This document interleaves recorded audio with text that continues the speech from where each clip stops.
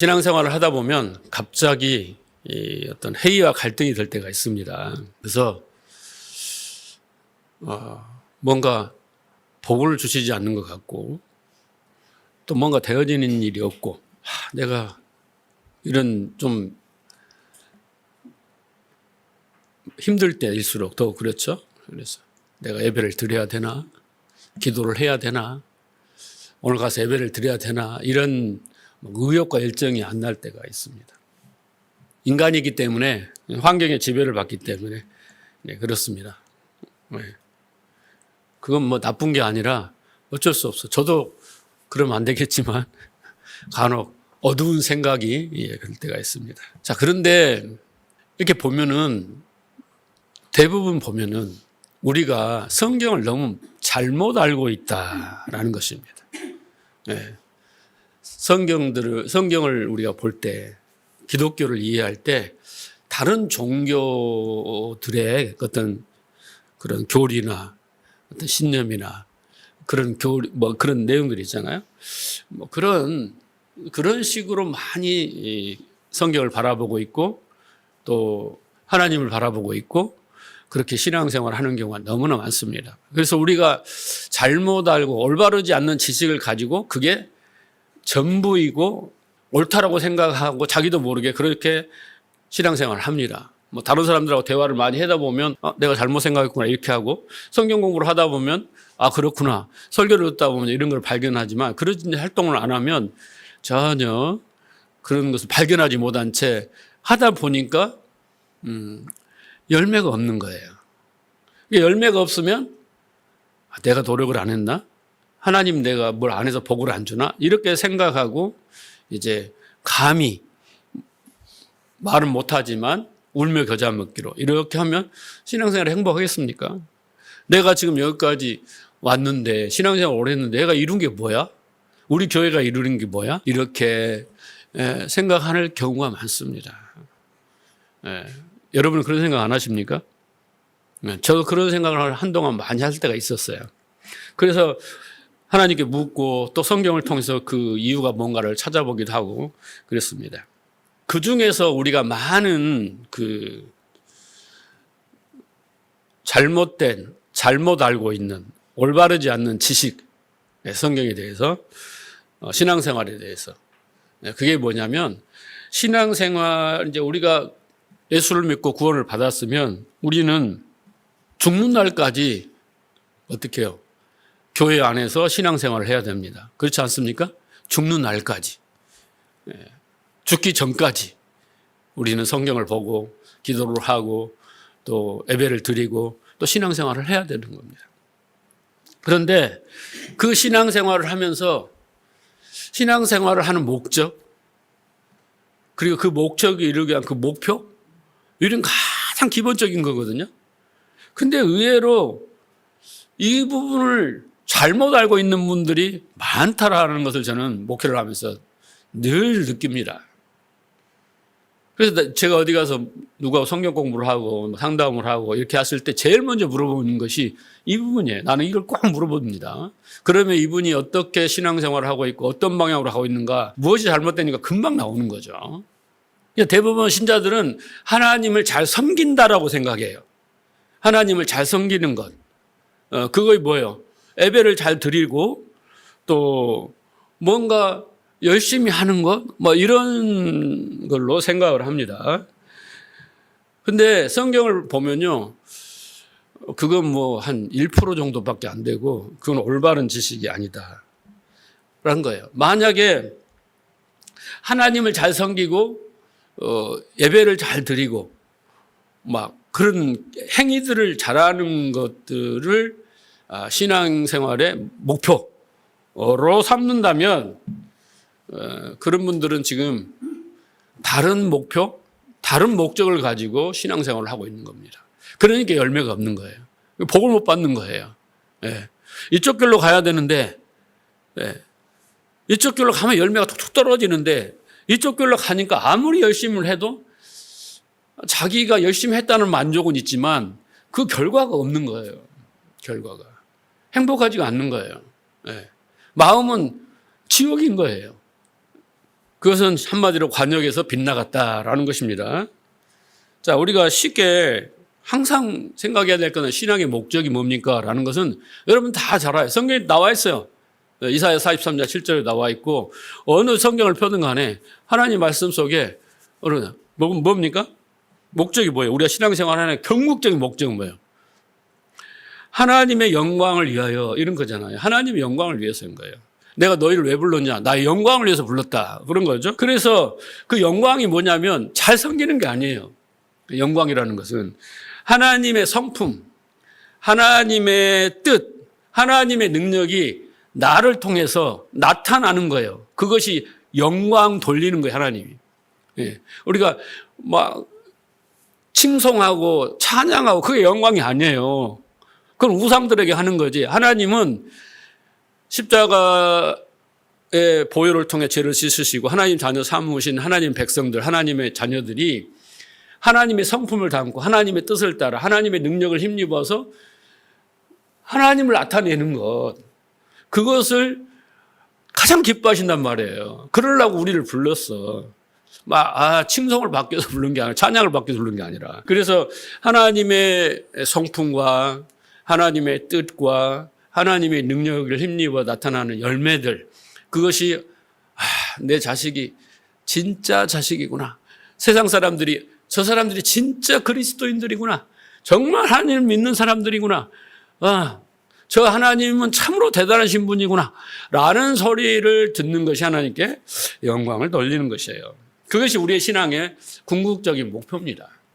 그것을 이제 우리가 그 목적에 도달하려면 이제 그 어떤 목표가 있어야 될 거 아니에요. 어떤 모습.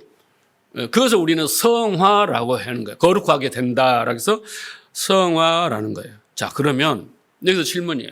내가 신앙생활을 5년 했건 10년 했건 20년 했건 뭐 60년을 했건 저는 60년 하고도 한참을 더 했어요. 왜요? 모태 신앙이니까. 그렇게 오래게 신앙생활을 했는데 그럼 내가 성화가 돼야 되잖아요. 서당교 3년이면 풍어를 놓는다는데 교회를 뻔질나게 그렇게 돌아다니고 성경을 공부하고 막 예배를 드렸으면 내가 성화에 대한 모습을 열매가 있어야 될 거 아니에요. 그 어떻게 알 수 있느냐? 종교인들은 그 성화의 열매를 뭘로 두냐면 행위에 두고 있어요. 행위. 신앙의 행위. 예를 들면 구제, 금식, 뭐 기도, 헌신, 뭐 전도, 봉사, 순종, 예배 이런 행위를 얼마나 많이 했고 잘했느냐라는 것이 그들의 성화의 열매입니다. 그런데 그 대표적인 모델이 누구냐면 바리새인들이에요. 자, 그런데 문제는 예수님들이 그렇게 성화라고 자기들이 말하는 성화의 열매를 그렇게 주렁주렁 낸 그들을 가르쳐서 뭐라고 했습니까? 입만 무성한 무화과 나무다. 예? 그죠? 뭐 소경이다. 뭐 벙어리다. 귀신 들렸다. 이렇게 말씀하시기도 하고 또 심히 외식하는 자요. 예? 속은 문들어 썩어져 있는데 그렇잖아요. 회칠한 무덤 같은 자요. 독사의 자식이라고 책망을 했어요. 그 말씀은 뭐냐면 그들이 내놓는 성화의 열매라고 내놓는 그 종교의 행위들이 결국은 성화의 모습이 아니다라고 말한 거예요. 자, 그러면 진정한 성화의 그 모습, 그 열매는 어떤 것일까라는 거예요. 그러니까 지금까지 여러분 들으면서 얼른 생각을 해보세요. 그래, 내가 신앙생활을 오래 했는데 과연 내가 성화의 열매를 내고 그래서 내 주위 사람들이 내 성화의 모습으로 하나님의 영광을 받으셨나? 그잖아요. 그리고 내가 이런 바리새인들과 같은 신앙의 열매를 냈나 안 냈나 그걸 금방 알 수 있어요. 그걸 모르면 안 되는 거예요. 그래놓고 하나님이 복 안 준다. 그래놓고 뭐 내가 어쩐다. 막 이러면 안 되는 거예요. 자, 그러면 그 진정한 성화의 모습과 열매는 어떤 것일까? 어려울 거 하나도 없어요. 하나님이 이미 성화의 궁극적 모델을 구약에서는 쉽게 아브라함, 이삭, 야곱을 통해서 보여주셨어요.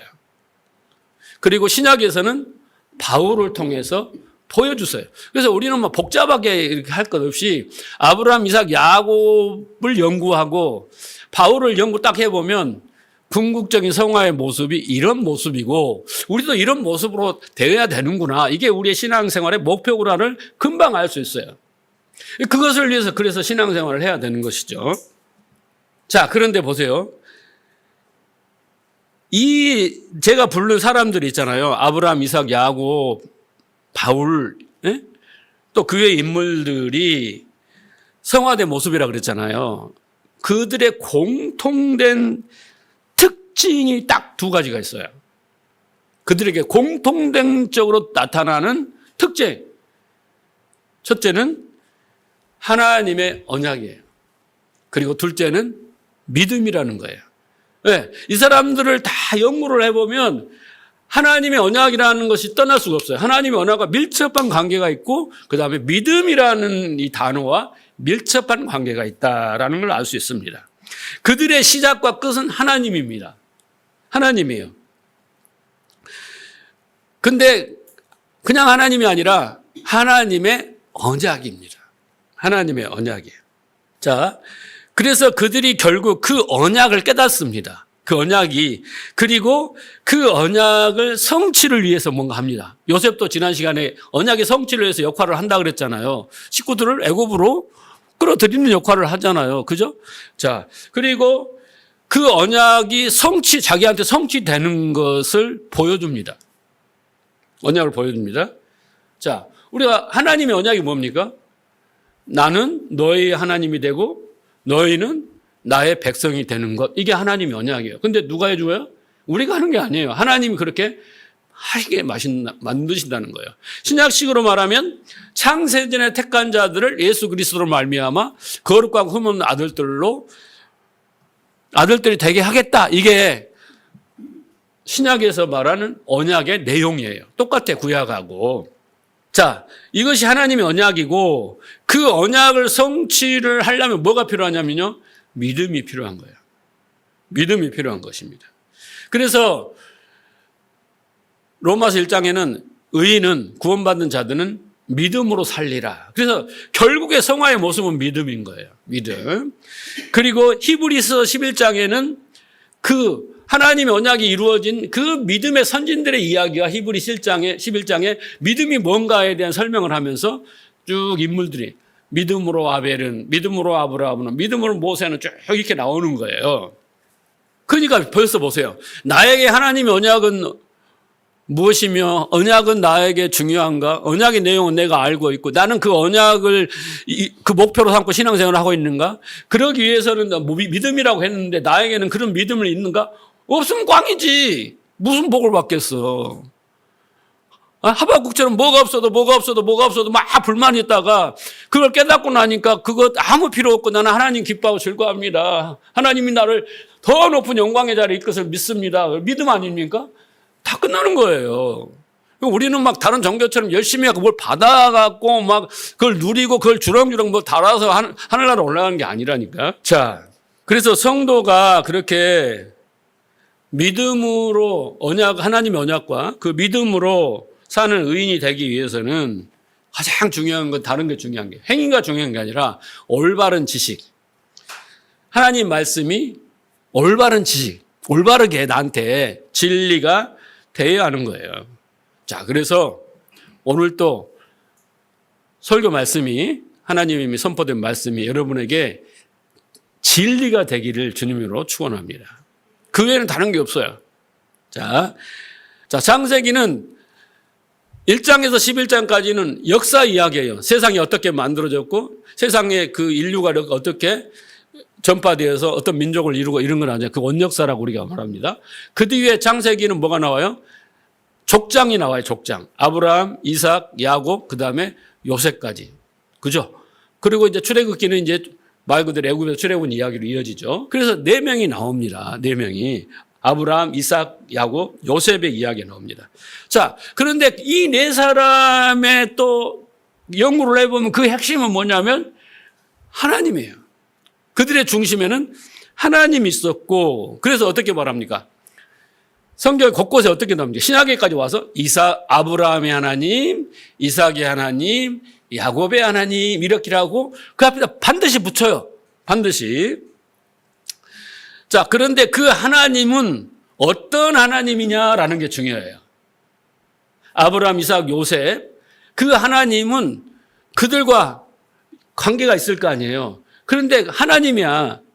하나님과 관계를 해. 그런데 이 사람들이 봤을 때 그 하나님은 어떤 하나님이냐면 언약의 하나님이다. 그럼 우리 하나님은 어떤 하나님이에요? 뭐 질병을 고쳐주시는 하나님이에요? 내 기도에 응답하시는 하나님이에요? 그런 하나님이 아니에요. 그런 엄청난 부수적인 것이고 진짜는 그 하나님이 나의 하나님도 아브라함의 하나님이 돼야 돼요. 이삭의 하나님이 되고 야곱의 하나님이 되면 나의 하나님이 돼야 되는데 그 핵심은 뭐예요? 언약의 하나님이요. 근데 내가 그 하나님을 언약의 하나님으로 인정하지 않고 알지 못하고 그 언약도 알지 못하면 꽝인 거예요, 그게.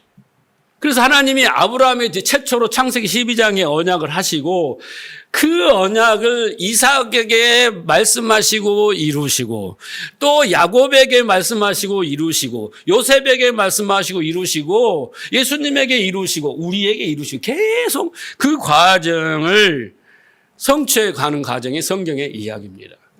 네. 자, 이제 본문으로 갑시다. 이런 배경을 가지고 오늘 본문 참 중요한데, 자, 오늘 본문에는 야곱이 이제 어떻게 됐습니까? 우여곡절 끝에 이제 요셉이 살아있는 것을 알고 요셉이 지금 애굽으로 초청을 하잖아요. 수레를 보내고. 그래서 이제 야곱이 막 고민을 하다가 설득을 당해서 이제 어떻게 해요? 다 정리를 하고 짐을 싸서 이제 그 수레를 타고 가나안을 떠나서 이제 애굽으로 갑니다. 자, 1절을 보십시오. 근데 애굽으로 쏙 들어가는 게 아니에요. 가나안에서 여기 1절 이스라엘이 모든 소유를 끌고 떠나 부엘세바에 이르니 그의 아버지 이삭의 하나님께 희생의 제사를 드렸더라. 여기서 야곱이 이스라엘이라고 딱 여기서부터 이제 바뀌죠. 이스라엘이라고 바뀝니다. 자, 그 이유는 여러분 왜 갑자기 야곱이 이스라엘로 바뀌었나라고 한다면 이제부터는 여러분 이제부터는 이 46장부터는 이제 하나님의 나라의 이름은 이 지상에서는 이스라엘로 불리우는 거예요. 이 시기가 알겠어요? 하나님의 나라가 뭡니까? 하나님이 통치하시는 나라예요. 그렇죠? 말씀으로 통치하시는 나라가 바로 이스라엘이에요. 그러니까 이 이제 나라라는 거 하나님이 하나님의 나라를 저 위에 있는 하나님의 나라를 알게 하기 위해서 이 땅에도 하나님 나라를 가시적인 하나님 나라를 만듭니다. 나라에는 주권, 영토, 백성이 있어야 되잖아요. 그 영토는 만들었어. 어디다가? 가나안에다가 가시적으로 만들었잖아요. 그리고 백성은 뭐예요? 이제 아브라함을 불러서 이스라엘이라는 민족을 이제 나라를 만든 거예요. 주권은 누가 가지고 있어요? 하나님. 그래서 이제 하나님의 나라의 모양새가 갖춰져서 이제 출발하는 거예요. 완성된 게 아닙니다. 이제부터 하나님의 나라가 만들어지는 과정이 시작된 거예요. 그래서 이제 뭐 합니까? 애굽으로 가서 200만이라는 하나님의 양적 백성이 만들어지는 과정이죠. 그죠? 400년 동안. 자, 그래서 이제 하나님의 나라라는 개념에서 이제 이스라엘이라고 기록을 한 것입니다. 자, 그 다음에 여기에 보면은 야곱이 어디에 머무르냐면 이 부엘세바라는 곳에 머무릅니다. 여기가 그랄 땅이거든요. 그러니까 헤브론 근처인데 저 남쪽에 가나안 그쪽에 있어서 가나안의 경계예요. 애국과 경계입니다. 거기에 그랄이라는 곳에서 부엘세바라는 지역에 머무릅니다. 바로 애굽으로 안 들어가고 잠시 거기서 숨고르기를 합니다. 그 장면이에요. 자, 그래서 부엘세바라는 단어는 여러분이 절대 잊으면 안 돼요. 성경에는 이 구약에 특히 부엘세바라는 단어가 엄청 많이 등장합니다. 부엘세바라는 곳에 머무릅니다. 부엘이라는 뜻은 우물이란 뜻이고 세바라는 뜻은 일곱이란 뜻이에요. 문자적으로 보면 우물이 7개다. 7번째 우물이다. 이렇게 우리가 문자적으로 해석할 수 있으나 이 세바라는 단어가 맹세라는 뜻을 가지고 있습니다. 7번 말하다. 그래서 7 맹세의 우물. 무슨 말인지 알겠어요? 이 우물은 7 맹세의 우물이야. 누가? 맹세는 누가 해요? 하나님이. 그래서 하나님이 언약을 상징하는 우물이에요. 그래서 완전한 하나님의 약속, 이런 뜻을 가진 그 7 세바 우물이고 7번째가 아니라 7 우물이라는 그런 의미로서의 부엘세바입니다. 이 부엘세바가 어떻게 이름을 지어졌냐면 창세기 21장 31절을 보면, 자 보세요. 두 사람이 거기서 서로 맹세하였으므로, 여기 두 사람은 누구냐면 아브라함과 그라랑 아비멜렉입니다. 두 사람이 맹세해서 그곳을 부엘세바라 누가 이름을 짓냐면요, 아브라함이 지어요. 자, 그런데 그들이 부엘세바에서 언약을 세우며 아비멜렉과 그 군대 장관 비고는 떠나 블레셋 땅으로 가고, 아브라함은 부엘세바에 에셀나무를 심고 거기에 영원하신 하나님의 이름을 불렀더라. 이 사건은 여러분 우리가 공부를 했어요. 아브라함이 어떻게 해요? 또 흉년이 들어서 그랄 땅에 와서 또 어떻게 합니까? 애굽 바로를 속인 것처럼 사라를 또 누이라고 하고 속여가지고 했는데, 밤에 아비멜렉 꿈에 하나님이 나타나서 너 죽는다, 하나님이. 그러니까 아니 나는 아브라함이 나를 속였지 내가 속인 게 아니고 나는 관리했다라고 한 거 아닙니까? 맞다. 그러나 안 된다. 그래가지고 이제 호들짝 놀래가지고 아비멜렉이 아브라함에게 너 그따위로 할래? 내 인간성이 막 하면서 막 하다가 결국 아비멜렉이 손을 듭니다. 그리고 이제 어떻게 해요? 우리 싸우지 말고 내가 너희 하나님을 보니까 무서워. 우리 화친을 맺자.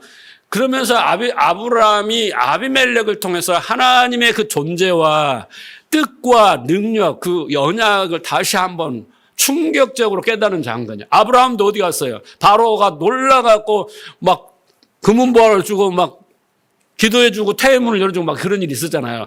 그걸 똑같이 경험한 거예요. 그러고 나서 이제 우리 싸우지 말고 사이좋게 지내. 우리 좀 잘 봐줘. 그러면서 거기다가 증표로 우물을 파고 맹세하고 언약을 한 겁니다. 그리고 블레셋으로 갔어요. 그들은. 그때 아브라함이 여기다가 이삭이 뭐라고 그랬어요? 아브라함이 부엘세바라 딱 이름을 지었다. 이게 아주 중요한 장소죠. 자, 그래서 부엘세바는 어떤 곳이냐면 하나님의 언약을 확인하는 장소예요. 하나님의 능력을 확인하는 장소였어요. 그래서 그걸 상기하기 위해서 거기다가 부엘세바, 아비멜렉하고 서로 약속으로 우물을 팠지만 우리 서로 공격하고 막 뺏고 하지 말자. 우리 경계는 여기까지다. 이렇게 했고, 그렇지만 아브라함은 그렇게 상징적으로 부엘세바라고 했다는 겁니다. 그래서 이 부엘세바는 그 야곱의 그 아버지죠. 야곱의 아버지가 이삭이잖아요. 그 할아버지가 거기서 하나님을 만나서 언약을 받고 확인하는 그런 장소였습니다. 자, 그런데 26장을 보면요. 이삭도 거기서 무슨 일이 있습니다. 이삭이 거기서부터 부엘세바로 올라갔더니 그 밤에 여호와께서 그에게 나타나 이르시되 나는 내 아버지 아브라함의 하나님이니 두려워 말라. 내 종 아브라함을 위하여 내가 너와 함께 있어 내게 복을 주고 내 자손을 번성하게 하신지라. 그래서 이삭도 거기에서 뭐 했어요? 제단을 쌓고 여호와를 불렀더라. 자, 그러니까 그것도 우물을 팠다 그러잖아요. 그러니까 이 행동이 반복되는 이유, 우물, 여호와 이름 부르고 희생제사를 드리고, 그 이유는 뭐예요? 하나님이 나타나서 언약을 확인시켜 준 거죠. 확인시켜줘. 그러니까 아브라함도 이 장소에서 언약의 하나님, 이삭도 이 장소에서 언약의 하나님. 이 이야기를 야곱이 알았을까요? 몰랐을까요? 할아버지 이야기고 아버지 이야기인데 그걸 몰랐을까요? 이 장소는 그런 장소야 라는 것을 야곱은 상식적으로 알고 있었다라는 것입니다. 자, 그래서 야곱이 그 자리에서 이제 가나안으로 가기 전에 거기서 숨고르기를 하면서 제일 먼저 뭐냐면 희생 제사를 드립니다. 여러분, 제사를 드리는데, 예배를 드리는데 그냥 드립니까? 습관적으로 드립니까? 여러분, 우리가 하나님이 성막을 만들라 하면서 출애굽기 25장 22절에 왜 성막을 만들라고 합니까? 두 가지 목적이 있다고 그랬잖아요. 하나는 거기서 뭐가 일어나요? 희생제사에 피를 뿌려서 속죄가 일어나고, 또 한 가지는 하나님이 말씀, 명령을 하시는 자리예요. 그 쉬운 자, 속죄소에서. 그렇죠? 이 두 가지가 이루는 것이 희생제사의 의미입니다. 그렇죠? 내 대신 짐승이 죽어요. 죄를 사하기 위해서. 하나님과 관계를 형통하기 위해서. 그렇죠?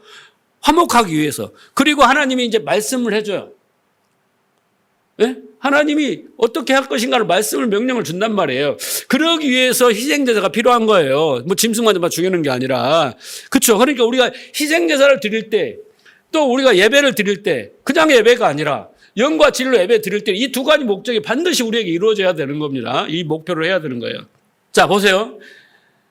지금 야곱의 입장에서는 보세요. 지금 20년이나 됐어요. 요셉을 잃은 지가. 그렇잖아요? 자기 목숨처럼 그 애지중지에 얘기했던 라헬이 낳은 자식이 누굽니까? 요셉과 베냐민 아닙니까? 그에게 채색 옷을 입혔어요. 그건 내 후계자다. 이미 점 찍어 놓은 그런 제사장으로 점 찍어 놓은 그런 존재예요. 눈에 넣어도 안 아프는 그런 너무나 사랑하는 존재입니다. 그가 죽었어요. 그런데 그가 죽었단 말이에요. 그런데 죽은 줄 알았던 그가 살아있는데 어떻게 국무총리가 되었어. 그것도 어마어마한 권력과 부를 가진 국무총리가 되었어. 애굽에, 그것도 애굽 나라에. 예? 그러면 어떻게 했어요? 그가 그 나라의 왕인 바로가 수레를 보내서 자기를 청빙을 한 거야. 오라고. 그랬으면 어떻게 했어요? 무슨 희생제사요. 그냥 막 가자 하고 막 달려라 하고 막 갈 거 싶은데 그러지 않는 거예요. 야곱은. 그래서 어떻게 했어요? 저 같으면 신발을 벗고 가자 막 했을 텐데 그러지 않습니다. 야곱은 그 가나안 적경지역 부엘세바에 이르자 이제 하나님께 제일 먼저 하는 게 희생 제사를 먼저 드리는 거예요. 왜 드렸다고요? 제사의 두 가지 목적이 있잖아요. 야곱은 희생 제사를 드릴 때 동물이 희생을 되잖아요. 도살을 하잖아요. 피를 내서 그 피를 뿌리잖아요. 그것은 결국은 우리가 상징할 때 그리스도의 희생, 십자가를 죽음을 상징하는 거 아닙니까? 그래서 우리도 그리스도와 함께 연합되면 죽어야 되잖아요. 똑같은 거예요. 나는 죽었다의 표현인 거예요. 이게 야곱은 동물을 죽였지만 자기가 죽은 거예요. 이제 야곱성은 사라지고 이제 이스라엘이 된 거예요. 야곱이 야복강에서 가나안으로 왔잖아요. 넘어와서 그 세월이 또 있었을 거 아닙니까? 절룩절룩 하면서 야곱은 이제 이스라엘이 돼 가고 있었던 겁니다. 그래서 야곱은 제일 먼저 이제 제사를 드리게 되는 거예요. 예배자가 되는 거예요, 진정한. 영과 진리로 드리는 예배자가 되었다라는 거예요. 예? 첫 번째. 그래서 어떻게 해요? 자기 몸을 거룩한 산제물로 드리고 자기를 부인한 거죠. 그러면서 이제 하나님의 뜻을 따르겠다는 고백인 거예요.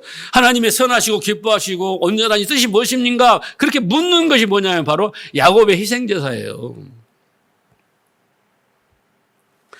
그래서 야곱이 이 가나안 끝 지점에서 그렇게 인생 그 험악한 130년의 인생을 살아오면서 가나안을 지켰잖아요. 그 약속의 땅을 지켰단 말인데 근데 그것을 섣불리 떠날 수 있겠어요? 아무리 요셉이 오고 바로가 초청을 했다고 할지라도 그렇죠. 옛날 같았으면 확 달려갔을 겁니다. 그런데 그 당연한 것도 야곱은 하나님께 묻는 거예요. 그게 희생제사입니다. 자, 아까 잠깐 이야기했지만은 가나안에 기근이 들었어요. 그래서 이삭이 어떻게 했냐면 애굽으로 어떻게 해요? 내려가려고 합니다. 그때 창세기 26장 1절에 보면 아브라함 때 첫 흉년이 들었어요. 그런데 똑같이 그 땅에 또 흉년이 들었어요. 그때가 언제냐면 이삭 때예요.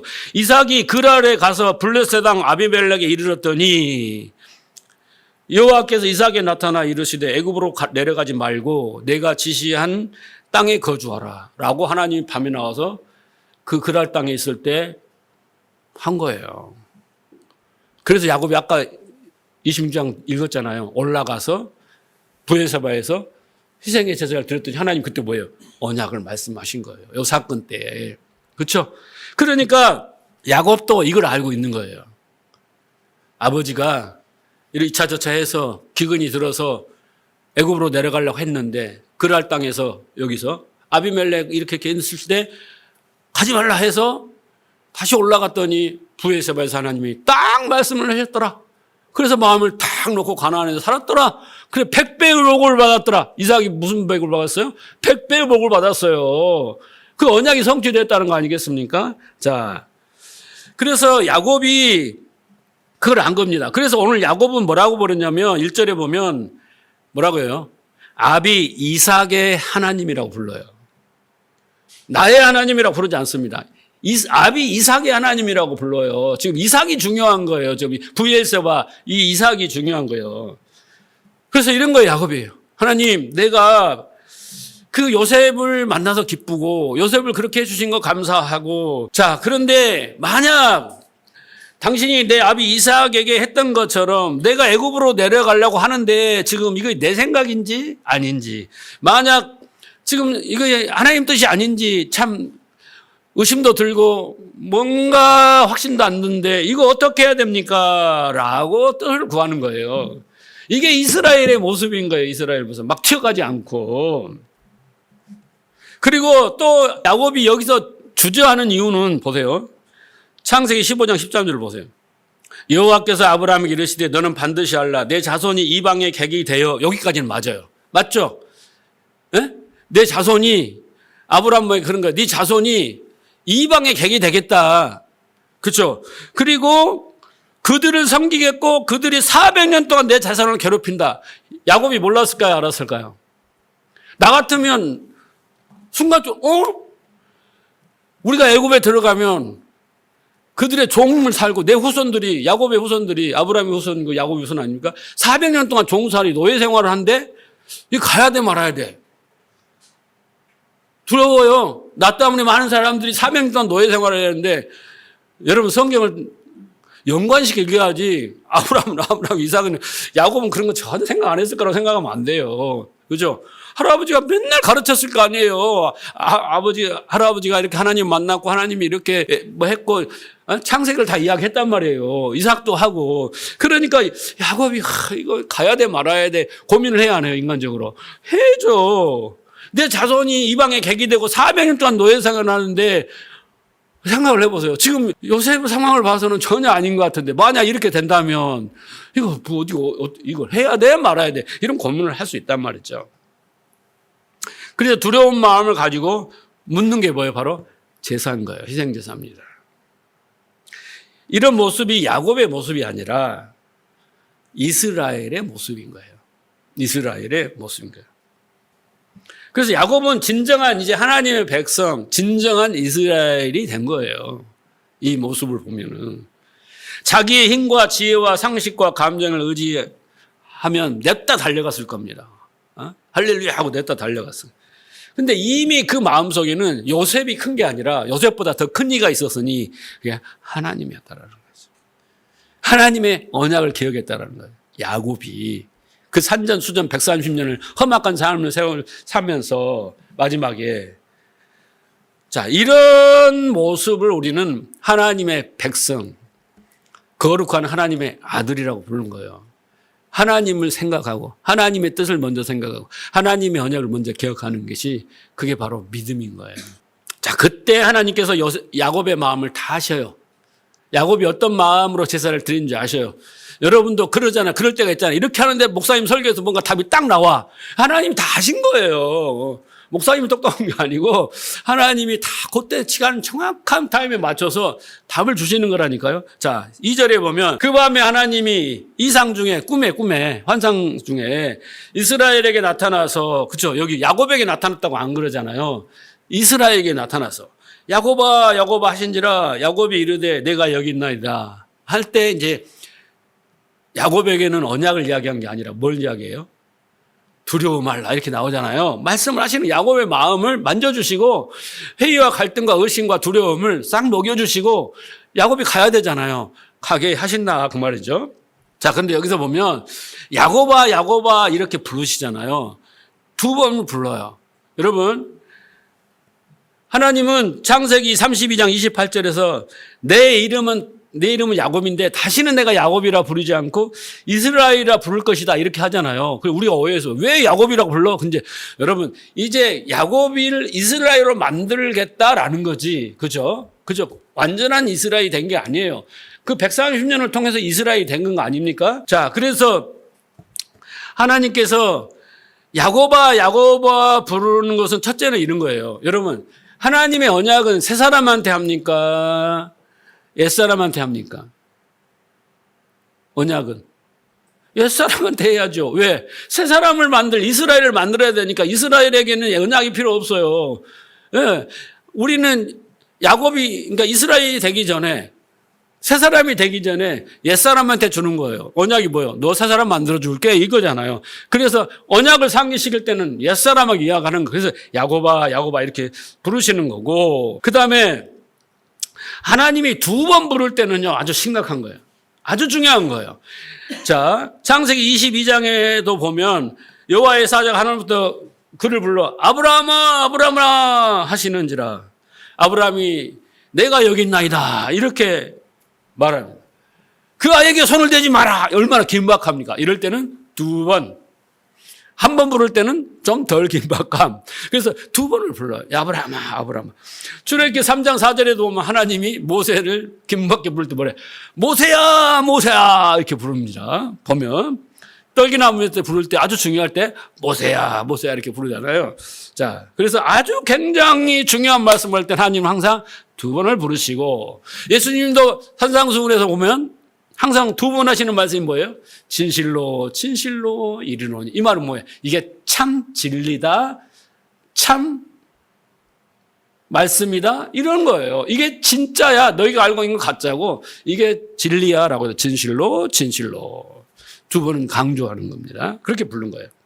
자, 그러면 3절을 보면 야곱아에서 무엇을 말씀하시는지, 참 진리가 무엇인지, 그죠? 중요한 말씀이 무엇인지 3절을 보면, 자, 하나님이 이르시되 나는 하나님이라, 그리고 내 아버지 하나님이니 애굽으로 내려가기를 두려워 말라. 내가 거기서 너로 큰 민족을 이루게 하리라. 야곱이 지금 회의와 갈등을 하고 있다고 그랬잖아요. 하나님께 뜻을 물었을 때 하나님이 야곱아 하시면서 하시는 말씀이 두려워하지 말래요. 그리고 내가 너희서 큰 민족을 이루겠다. 언약을 또 확인시켜 줍니다. 그런데 여기에 보면은 중요한 하나님의 말씀이 있어요. 뭐라고 하냐면 나는 너의 하나님이다 이렇게 안 하고 내 아버지의 하나님이다 이렇게 말해요. 내 아버지가 누구예요? 이삭이죠. 이삭의 아버지다. 왜 그랬을까?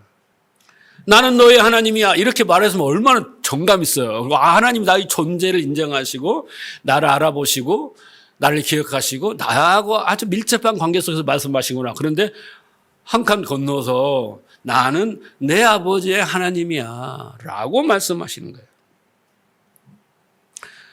그리고 1절에서 뭐라고 나와 있어요? 누구의 하나님께 희생을 제사를 드렸더라 야곱이? 이삭의 하나님께 희생 제사를 드렸더라. 그래서 지금 이 야곱이 이 브에세바의 이 중심에는 야곱이 중심이 아니라 이삭이 중심이다라는 것을 알 수 있어요. 하나님이 이삭을 강조하고 있단 말이에요. 여러분, 왜 이삭을 강조할까요? 왜 이삭을 강조해요? 자, 이삭이라는 어구 속에는 야곱에게 지금 이삭을 상기시켜 주는 거예요. 이삭과 언약을 상기시켜 주는 거지만은 하나님은 너의 아버지가 어떤 하나님인가를, 너의 아버지가 어떤 존재인가를 지금 말씀하시는 거예요. 내 아버지를 자꾸 들먹여. 내가 여러분에게 누구를 자꾸 들먹이면서 이야기를 하는 그 사람이 중요하기 때문에 이야기하는 거와 똑같은 거예요. 그러면 여러분, 이삭이 왜 중요합니까? 이삭은 도저히 불가능한 부모가, 막대기 같은 부모가 하나님의 약속과 능력으로 생산된 이삭이에요. 이해하시겠습니까? 네, 경수가 다 끊어지고 25년을 기다려서 도저히 불가능한 상태에서 그 하나님의 능력으로 태의 문이 열려 난 자식이 바로 이삭이었어요. 기억하시죠? 야곱아, 네 아버지가 어떻게 이 땅에 태어났는지 기억하니? 이 말씀을 하시는 거예요. 그걸 기억해라는 거예요. 자, 그러니까 이삭의 출생은 모든 하나님의 은혜, 그 은혜의 후손, 그것은 곧 교회를 상징하고 있습니다. 나를 상징하고 있는 거예요. 너희의 그 하나님의 교회가 너희가 어떻게 하나님의 백성이 되고 어떻게 교회가 되고 어떻게 하나님의 자녀가 되는가, 이것은 전적인 하나님의 은혜로 탄생되는 것이다 라는 것을 지금 말씀해 주시는 거예요. 로마서 9장에 가면 바로가 뭐라고 하냐면 이삭에게서 난 자야 아브라함의 신이라 이렇게 딱 못을 박아요. 그러니까 이삭은 중요한 거예요. 하나님이 언약하신 그 언약의 실제 열매는 누구냐면 이삭이에요. 근데 그 이삭은요, 불가능한 상황 속에서 하나님의 언약과 그 능력으로 나온 사람이 바로 이삭이에요. 그래서 야곱에게 하나님은 이삭을 상기시키는 거예요. 그리고 그렇게 우리가 불가능한 가운데 하나님의 은혜와 능력으로 된다라는 것은 그러니까 아브라함은 세상 가운데 무자하고 그잖아요. 그 바벨론의 화려한 문화 속에서 건져내온 자잖아요. 언약을 준 자라고 하지만 그 언약의 진짜 열매는 불가능 속에 얻어진 이삭인 거예요. 그래서 이삭이 중요한 겁니다. 그래서 오늘의 본문의 핵심에서는 전부 이삭 이야기가 나오는 거예요. 그래서 이삭을 은혜로 출생시키는 하나님의 그 능력이 이제 어떻게 해요? 야곱을 부엘세바에서 참된 예배, 영과 진리로 예배하는 참 이스라엘로 만들어내시는 하나님의 은혜와 능력. 야곱의 어떤 지혜와 꿈과 이런 건 다 아무 소용없고 하나님이 그렇게 만드신다는 것을 우리는 발견해야 돼요. 뿐만 아니라 우리도 이렇게 된다라는 것을 우리 성경을 통해서 우리한테 오바를 시켜야 된다라는 겁니다. 그래서 야곱아, 하나님의 백성이란, 구원이란 이삭의 탄생과 같이 절대적으로 불가능한 곳에서 하나님의 능력과 그 은혜를 힘입어야 완성된다라는 것을 알려주기 위해서 이삭의 하나님, 내 아비의 하나님이야 라고 보여주는 거예요. 그러니까 우리는 행간을 읽고 그 의미를 읽어야지 문자로 씩 구하면 성경을, 은혜를 깨달을 수가 없어요. 자, 이제 보세요. 야곱이 그렇게 이스라엘이 되었을 때 야곱이 이제 어떻게 합니까? 모든 것을 다 버려요. 다 정리를 해요. 자동 정리를 합니다. 그리고 이제 하나님의 언약을 붙들고 갑니다. 그런데 이제 야곱은 뭐 어떻게 됐을까요? 이 험악한 삶 속에서 제일 그에 중요한 것은 지금 뭐냐면 하나님의 언약인 거예요. 두려운 환경이 앞에 기다리고 있지만 언약 때문에 넘어가야 되고요. 그 모든 것을 다 버려야 하는 것도 언약 때문인 거예요. 그렇게 할 수 있었던 것은 야곱이 깨닫는 하나님과의 언약입니다. 자, 근데 그에게 있는 축복이 옵니다. 자, 창세기 45장 20절을 보면요.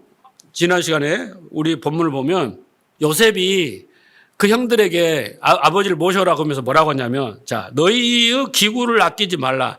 온 땅에는 좋은 것이 너희 것임이라 하라. 그랬어요. 그러니까 이집트 온 땅 가운데 가장 좋은 땅이 너희에게 될 것이다. 그게 고센 땅 아닙니까? 너희에게 될 것이고, 너희가 가지고 있는 물건을 미련 없이 다 버리고 오라. 버릴 것도 없어. 왜? 귀근이들 갖고 먹자 것도 없어. 다 먹고 다 쓰레기밖에 안 남았잖아요. 다 버리고 오라는 거예요. 이제 그것이 어떻게 너희에게는 복된 현실이 기다리고 있는 거예요. 복된 현실이. 그래서 집에서 쓰던 물건인 거 모든 거 구닥다리 우리 이사 갈 때 막 챙겨가는데 다 버리고 몸만 오세요. 몸만 오세요. 예. 여러분, 야곱이 그동안에 꾀를 내어서 어떻게 했습니까? 자기의 방식으로 모아놓은 재산들, 이런 모든 것들이 어떻게 됐어요? 기근으로 다 없어졌어요. 양식도 떨어지고, 그걸 다 팔아서 양식을 먹었는데도 떨어지고, 죽게 된 거예요. 그래요, 안 그래요? 예? 우리가 이 땅에서 막 열심을 내고 막 개도 들고 뭐 주식도 투자하고 막 이런 것들 다 열심히 해야죠. 그리고 뭐 자기의 공로를 쌓았고 막 이런 건 다 끌어모아서 이제는 살만하다. 내 영혼아 편히 쉬자. 이렇게 갔는데 기근이 한번 딱 오니까 쓰레기가 돼버리는 거예요. 아무 소용이 없고 다 없어져 버리는 거예요. 여기서 망했구나 라는데 그 속에서 언약을 붙잡은 사람은 이 호화로운 영광을 누리게 되는 겁니다. 야곱처럼. 이것은 여러분 요셉이 예수님의 상징이라고 했잖아요. 가서 수모와 모든 걸 당해 희생을 통해서 이루어낸 영광의 자리 아닙니까? 예수님도 마찬가지로 그 수모와 모든 걸 다 버리시고 그 순환을 통해서 만들어낸 그 영광의 자리가 우리가 지금 누리는 거예요. 근데 우리가 그 의미와 가치를 모르면 어떻게 되겠냐는 말이에요. 자, 상상해 보세요. 성도는 비유를 하자면 하나님의 비행기를 우리가 탔어. 비행기의 목적지는 어마어마한 우리가 좋아하는 유럽은 꼭 가고 싶다. 스위스, 막 노르웨이, 덴마크, 막 거기는 꼭 가고 싶다. 그보다 100배, 1000배 좋은 곳으로, 낙원이야. 지상 낙원이야. 거기에 이제 우리가 비행기를 탔는데 비행기가 뭐라고 썼냐면 이 비행기의 이름은 하나님의 언약호입니다. 이렇게 써졌어. 그래서 하나님의 언약이라는 비행기를 하나님이 우리에게 탑승시킨 거야. 그래서 비행기가 좀 쏜살같이 지금 가고 있단 말이에요. 진정한 풍요의 땅으로. 그렇게 옮겨지고 있는 겁니다.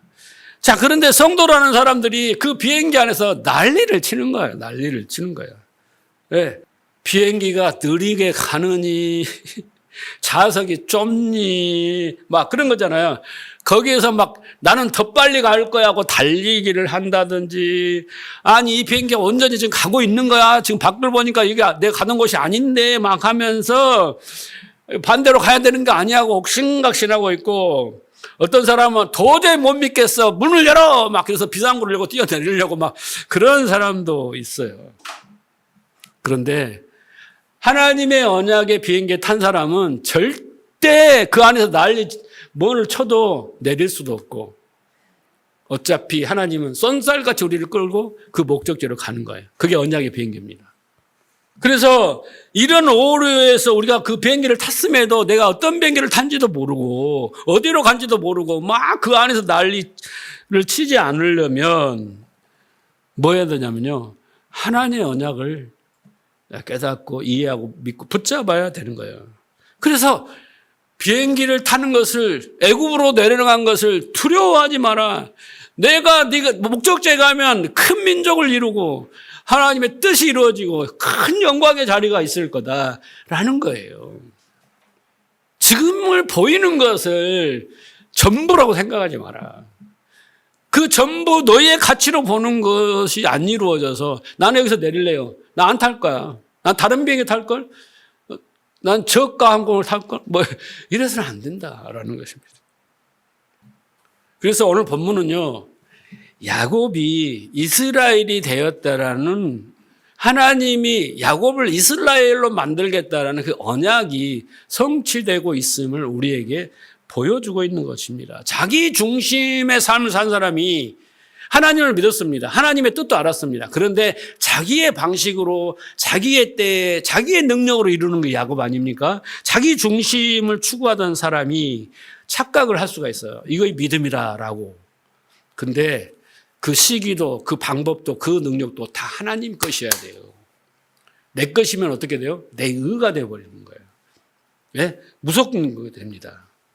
그래서 야곱이 좀 있으면 바로 앞에 가서 내가 이 험악한 세월, 이 130년이 험악했다라고 말하게 되는 것을 보아도 그는 그 인생 속에서 얼마나 소가리를 하며 살았겠어요. 그런데 그가 오늘 브엘세바에서 희생의 제사를 드림으로 진정한 이스라엘이 되었다라는 것을 보여주는 겁니다. 그래서 우리는 이 언약의 백성들은 언약을 붙드는 사람들은 자기 중심이 아니에요. 언약의 중심으로 갑니다. 자기의 소원이 아니라 그 언약이 소원이 되는 거예요. 소망이 되고 그것이 느려 보이고 더디 보여도 그렇게 묵묵히 거북이처럼 따라가는 거예요. 토끼처럼 튀는 게 아니라, 그죠? 그렇게 극박한 상황 속에서도 어떤 상황 속에도 예배자의 삶이 사는 거예요. 우리 그 찬양에도 그런 거 있잖아요. 봉송가에. 어떤 상황 속에도 내가 예배하겠다. 왜? 예배가 하나님과 관계의 시작과 끝이기 때문에. 그래서 우리가 하나님의 언약의 비행기에 올라타게 되었다면 여러분이 그걸 확실하다고 믿으면 여러분은 그 언약의 비행기에 몸을 맡겨야 됩니다. 중도에 뛰어내릴 수도 없고, 예? 거기서 아무리 난리를 쳐도 어떻게 해요?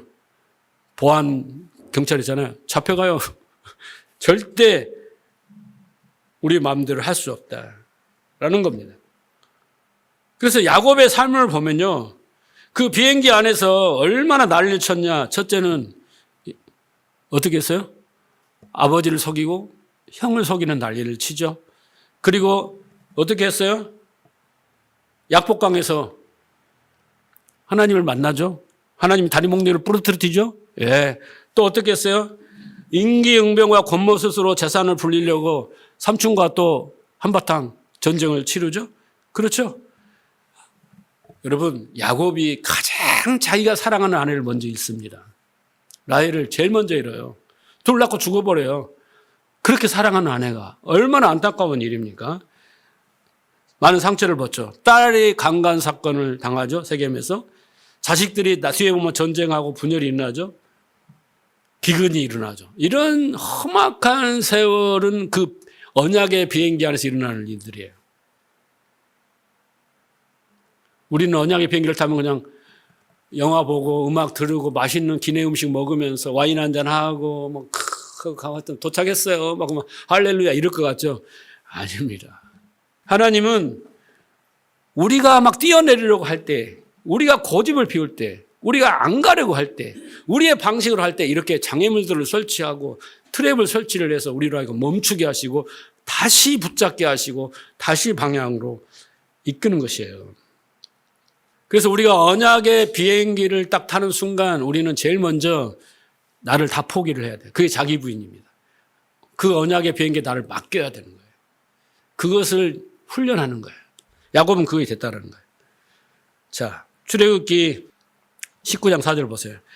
나의 애굽 사람에게 어떻게 행하였음과 내가 어떻게 독수리 날개로 너희를 넘어 내게로 인도하였음을 너희가 보았느니라. 하나님이 이렇게 비행기, 독수리 비행기, 내가 어떻게 너희를 인도했는지를 보았다라는 것을 애굽에서 출애굽하는 모든 여정이 이야기하시는 거 아닙니까? 그래서 우리는 하나님의 언약의 비행기에 탑승한 자예요. 그리고 독수리 등에 엎여있는 느림보 거북입니다. 자꾸 토끼가 되려고 하지 마세요. 잊어버리면 안 됩니다. 자꾸 토끼라고 생각하고 토끼처럼 하려면 우리는 실패하게 됩니다. 그래서 야곱이 130년간의 험악한 삶을 통해서 결국은 오늘 브엘세바에서 하나님께 희생의 제사를 드림으로 자기를 부인하고 하나님의 언약을 붙잡는 모습이에요. 딱 두 가지밖에 없어요, 여러분. 그럼 아까 신앙의 목표가 뭐라고 그랬어요, 여러분? 자기를 부인하고 하나님의 언약을 붙잡는 것밖에 없다고요. 그러면 하나님이 그 비행기를 출발시켜서 다 하신다니까요. 야곱을 이스라엘로 만든 것처럼. 그러니까 여러분, 우리가 생각할 때 언약이라는 이 단어를 성경에서 빼버리고 내 그 지식에서 빼버리고 내 상식에서 빼버리고 내 믿음에서 빼버리면 안고 없는 찐빵이다. 자, 언약이 얼마나 중요한지 이거 보고 마칩시다. 예레미야 31장 보세요. 여호와의 말씀이니라 보라 날이 이르르니 이제 새날이 온다라는 거예요. 그날이 온다는 거예요. 내가 이스라엘 집과 유다에 새 언약을 맺으리라. 그렇죠? 옛 언약이 있고 새 언약이 있다 그랬습니다. 자, 그런데 이 새 언약은 옛 언약에다 추가하고 빼고 더하는 게 아닙니다. 다른 내용을 말하는 게 아니고 이건 너희가 못하니까 뺄게.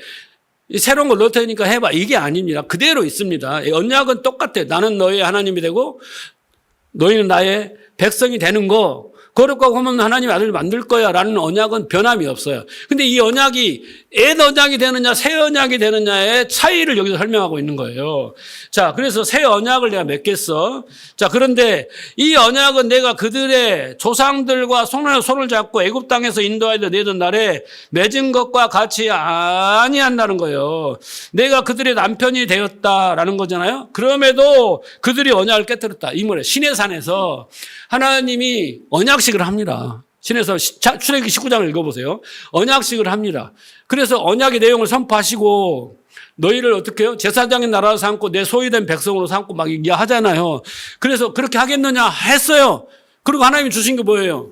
십계명이란 말이에요. 언약의 증표로. 그렇게 돌판에 새겨줬더니 이 사람들이 언약을 파기했어요. 왜? 그 언약의 내용을 모르는 게 아니라 의미를 모르는 거예요. 그냥 법으로만 여긴 거예요. 법으로만. 그 법이잖아요. 나 외에 다른 신을 섬기지 말고 조금. 그래서 언약이 파기된 거예요.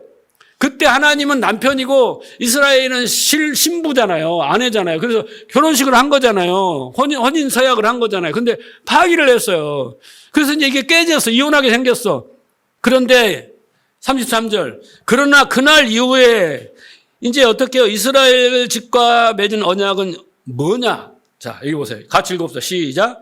내가 나의 법을 그들 속에 두며 그들의 마음에 기록하여 나는 그들의 하나님이 되고 그들의 내 백성이 될 것입니다. 여호와의 말. 이게 새 언약입니다.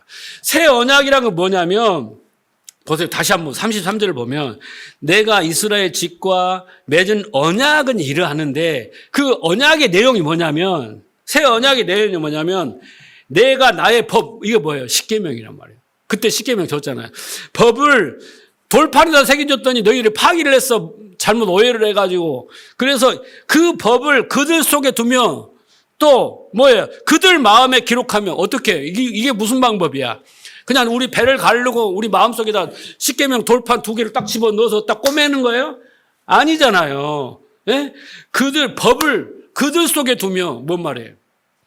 그 마음에 기록하며 그 마음 뭔 말이에요? 하나님이 왜 십계명을 주셨는지, 십계명의 내용의 의미가 뭔지 그것이 진리가 되게 해야 돼요. 우리는 진리를 따라 사니까 진리가 되게 하겠다라는 거예요. 그러니까 그 전에 구약의 사람들은 문자적으로 보고 율법 지켜야 돼 순종 불순종으로만 봤고 그 진짜 준 의미의 마음 아버지 마음의 뜻을 몰랐다는 거예요.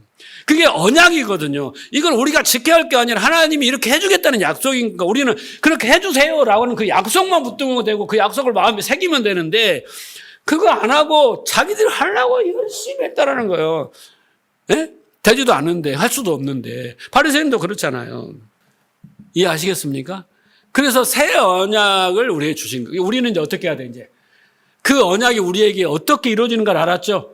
그 언약이 우리 마음에 어떻게 해야 돼요? 마음속에 그 법이 우리 안에 있어야 되고 우리 마음에 새겨져야 되는 거예요. 진리가 되게 해야 되는 거예요. 그래야만이 우리가 언약을 파기하지 않고 언약을 붙들고 언약을 신앙의 목표로 삼고 그 언약을 이루기 위하여 기도하고 그 언약을 위해서 공부하고 그 언약을 위해서 예배하고 그 언약에 우리 목표로 삼고 나아가게 된다라는 거예요. 여러분 가가지고요. 주위에 있는 성도들에게 신자들에게 신앙의 목표가 뭐야? 물어봐요. 신앙의 목적이 뭐야? 그러면 하나님께 영광을 돌려. 여소리는 다 알 거예요. 근데 그것을 영광을 위해서 그 목표가 뭐야? 언약이라고 한 사람은 10명 중에 1명이 있을까 말까 할 거예요. 그러면 9사람은 어떤 사람이에요? 잘못된 방향으로 신앙생활을 하고 있다는 거예요, 지금. 바리새인들 같은 신앙생활을 하고 있다는 거예요. 그래서 우리가 성경을 볼 때 이 언약이라는 안경을 안 쓰면 이 언약의 비행기에 탔다라는 걸 인식하지 못하면 우리는 도덕, 윤리, 선악, 순종, 불순종 이런 그런 막 신앙의 행위들을 많이 해서 복을 받고 상급을 타고 이런 종교적인 바리새인들과 같은 수고하고 무거운 짐진 신앙생활을 할 수밖에 없는 거예요. 야곱은 될 수 있으나 이스라엘은 될 수 없는 거예요. 그렇죠? 야곱이 드리는 제사가 있었으나 이스라엘이 드리는 제사는 못 드리는 거야. 야곱이 드리는 제사는 희생제사고 이스라엘이 드리는 제사는 영과 진리로 드리는 예배란 말이에요. 새 사람이 드리는 예배. 이해하시겠어요? 이것을 먼저 명확하게 구분을 해야 여기서부터 출발을 해야 열매가 맺지. 여기서 백날을 해봐야 외식하는 자요. 해칠한 무덤 같은 자요. 독사의 자식밖에 되지 않는 거예요. 이렇게 명확하게 날라지고 신앙생활을 해야지. 이걸 알지도 못하고 열심만 된다고 되는 건 아닙니다. 우리가 바울을 통해서 우리는 잘 알 수 있습니다. 자, 여러분도 오늘 이 46장에서 보여주는 걸 마음에 두고 마음에 새겨지는 역사가 일어나기 바랍니다. 그래서 내가 가야 할 신앙의 방향과 목표가 뭐고, 내가 붙들고 가야 할 게 뭐고, 내가 지금 어느 비행기를 타고 무엇 때문에 가고 있는지, 내가 그 안에서 무엇을 해야 되는지를 명확하게 알고 신앙생활을 하셔야 신앙생활이 즐겁고 재밌고 그렇게 입만 무성하지 않고 차근차근 열매를 맺게 된다. 오케이? 그래서 언약과 믿음 여러분 잘 기억하시고 열매 맺는 여러분 되시길 바랍니다.